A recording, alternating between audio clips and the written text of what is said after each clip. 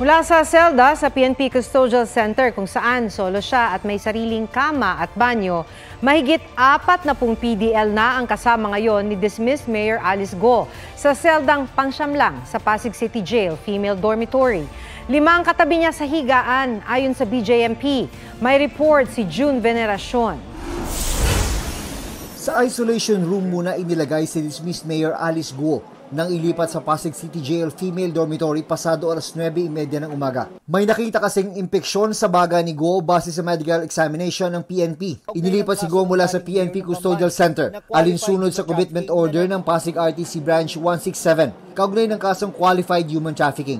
May kasama po siyang 3 doon na may tuberculosis case. Inassure naman ng ating doktor na hindi na ito nakakahawa yung 3 na naka-isolate. Sumailalim si Go sa saliva test para alamin kung may tuberculosis siya. Nang lumabas na negatibo ang resulta, inilipat na siya sa regular na selda kasama ang mahigit 40 iba pang inmate. Humiling ang kampo ni Go na manatili sa kustudiya ng PNP, bagay na pinayagan ng korte. We filed our urgent motion to transfer her detention to PNP Custodial because of her threats. We have to coordinate with them kung paano yung mangyayaring transfer uli sa kanya pabalik sa sa custodial facility. Pero naglabas ng panibagong utos ang korte na nagsabing moot o wala ng saysay ang naunang court order dahil nailipat na si Go. She will remain in our custody until further notice o my court order. Bukas, inaasahang dadalo si Go sa pagdinig ng Senado ukol sa Pogo. 7 naman sa mga kasama ni Go na kinasuhan ng qualified trafficking ang sumuko at hawak na ngayon ng NBI.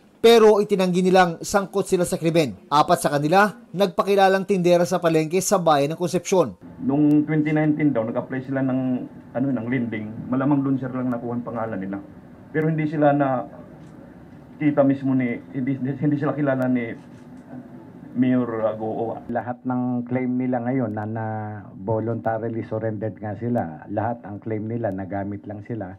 Yung allegations na yun, justifications nila sa sarili nila, malalabas yan during trial.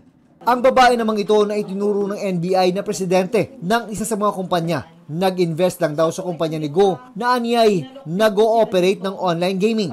Pero hindi raw siya sangkot sa trafficking. Ang investment na po ito nung inalok po sa akin ay online gaming. Hindi po si dismissed Bamban Mayor Alice Go ang nag-alok sa akin. Iba pong tao. Ang kanyang kapatid ay malapit daw kay Go at isa sa kanyang mga kapwa-akusado. Siya ang itinuturo ng 2 pang lalaking sumuko rin na nagpasok daw sa kanila sa kumpanya. Takot na po kami sa seguridad po namin. Hindi po biro yung mga taong nasa likod po nito. Dun po sa sinasabi niyang ginamit ang pangalan, siya po ay pumirma, inalok din po sila dito para mag-invest. Sila po ay nakakabasa, nakakasulat. Ayon sa NBI, posibleng gawing state witness ang mga sumuko, pero depende sa impormasyong hawak nila.